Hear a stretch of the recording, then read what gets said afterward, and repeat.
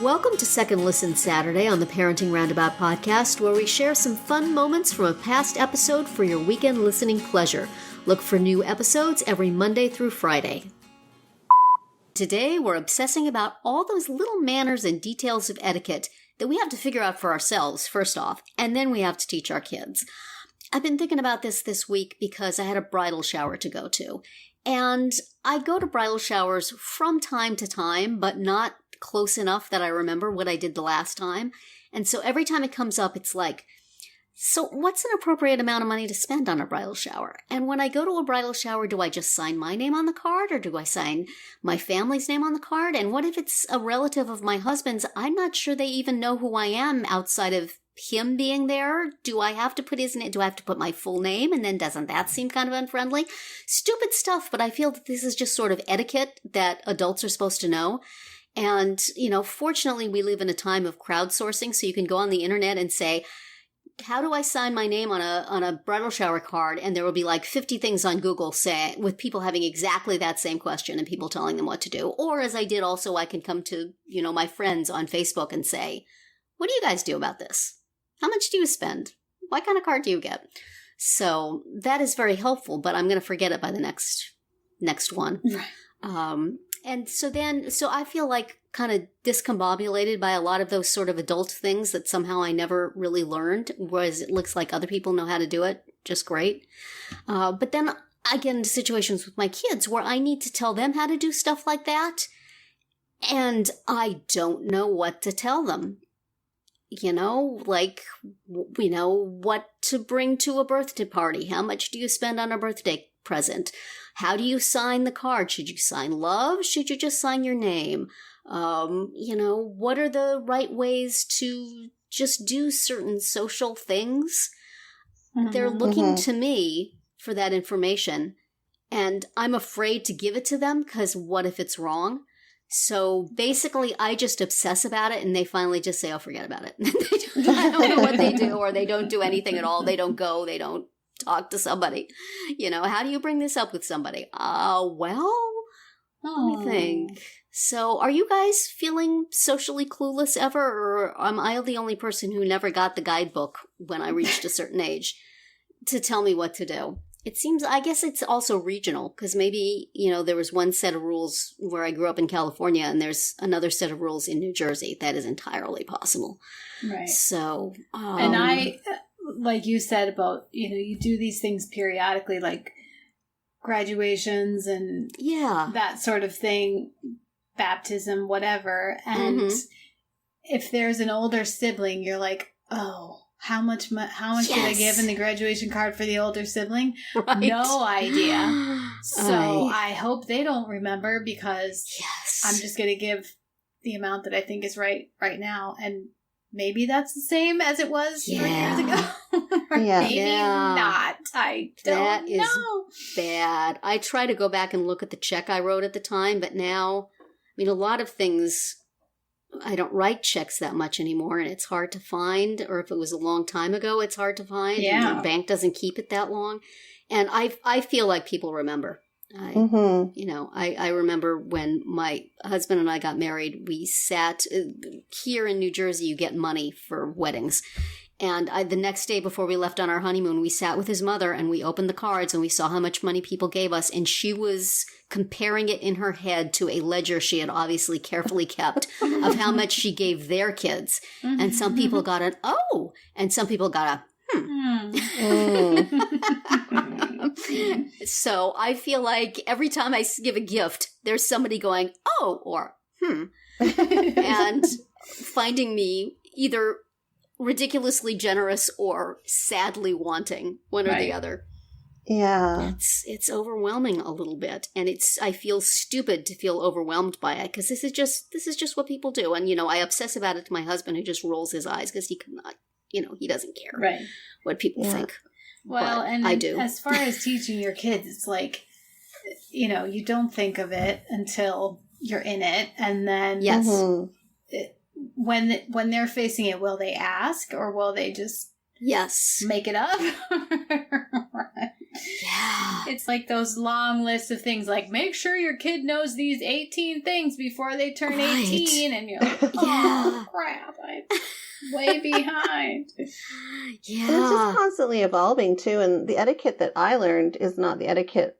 Like, we didn't learn social media etiquette when we were younger. Well, sure, yeah. So now, for example, with Kristen, she does like little side gigs with photography every once in a while. And so she just did some photos for a friend, and the mom was trying to organize a time and location to meet to get these photos done. And I, it was obvious that Kristen wasn't responding right away to the mom. And I was like, I had to intervene. I said, Kristen, if you're trying to make money and run a little, get a little gig thing going here, you have to be responsive. People want to make plans. People need to know, like, you can't take 2 days to reply. So even though it was over text message, the communication, because, I mean, who talks over the phone anymore? Yeah. But it's just little stuff like that. I find that, be responsive, get back to them, return return the text. So, and I find myself asking my daughter, like, oh, did you get this particular email that we were expecting? Yeah. Oh, yeah, I think I did. I'm like, oh my God, right? You have to answer that. Yeah. They don't check their email. They do not. Yes, that is true. Not even in their realm of, like, understanding that emails can be important. Yes. My daughter checks her emails, but my son does not, nor does my husband. So I am like, the email monitor. Yeah. Yeah. Yeah. I feel like I need to, be like that more with my daughter. I mean, and I don't know if it's just a phase or not, because with my son, he checks his email now, but I think because having gone through university, they send everything through email. Yeah. So he's gotten into that routine, but, he's getting to that age, but yeah. And then, of course, like you said, regional, and then, of course, just different countries. I mean, we had a lot of learning to do when we moved here in terms of from Canada to the States in terms of etiquette. So, yeah, the whole tipping thing is a lot different here. Oh, yeah. Yeah, I've brought that up, I know, with my daughter. Like, they all go to Applebee's, like, on Friday nights, and everything's discounted, So I'm always like, how much money do you have? Do you have enough money? Oh, yeah, it only got, it's half apps, everything's half price. Like, but you have to tip on the full amount, right? Like, you can't leave these wait staff hanging when their whole station is full of high schoolers and they're not making any money at all. Yeah. Make sure you tip. Yeah. I know. My kids just have decided to never go to a restaurant where you have to do that. They go to fast food all the time. They'll go to tipping restaurants with us because they just do not want to deal. Oh, it's complicated. I remember actually when we first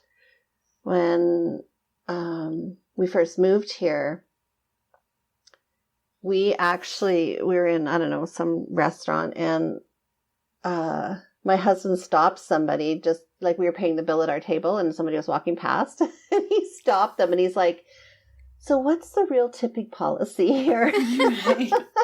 Like a fellow patron or somebody who worked there? It was just another patron. I think just another person who was walking by, dining, and because it turned, it was like 20% or something, right? 20% is the norm here now. Mm-hmm. And when we were living in Canada, it was not that much. So we're like, okay. Have you taught your kids the etiquette of when you go out to dinner with another family, do not order the most expensive thing on the menu? Oh, yeah. Because when we take our kids out, it seems like they have not learned that lesson. And it's like, well, I guess when you're with us, just order whatever you want. But it's like, if you go out with somebody else, buy a grilled cheese sandwich, Yeah.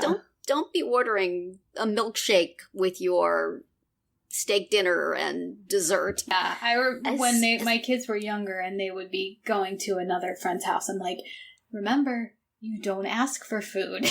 Like, you wait until it is offered to you. These things that, like, don't turn up in a book and that nobody tells you, but then you're mortified when it becomes clear that your child doesn't know. Yeah. Yeah. Yeah. And that your child thinks you're stupid to be even proposing it. Nobody cares about that, my Mom. kids, my son, but yeah, it's... Maybe not. I don't know. He just doesn't think about it. But we took one of his friends for dinner a while back. They joined us for dinner, and so we all ordered a drink, and then this person went on to order 4 more. Oh my. Yeah.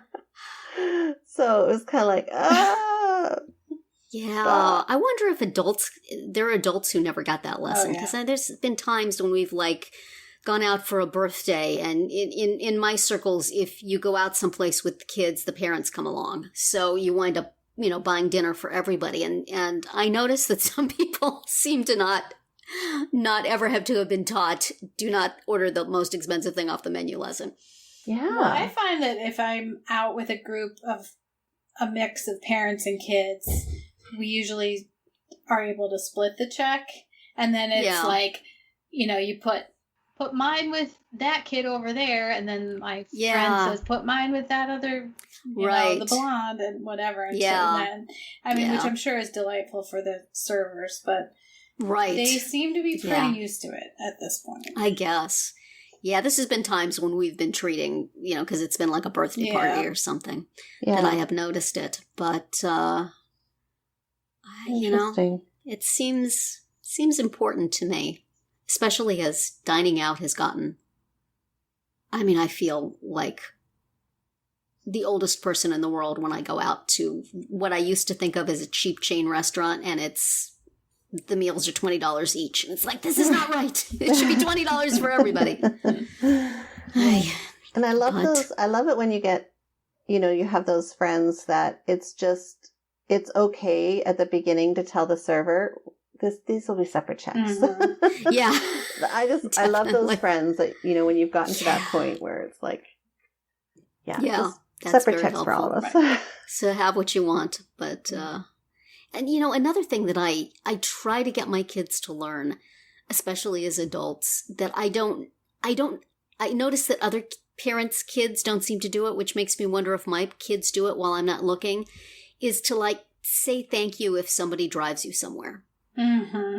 If you're giving a kid a ride, that kid should be saying thank you for the ride when they get out of your car. Yeah. Mm-hmm. Right?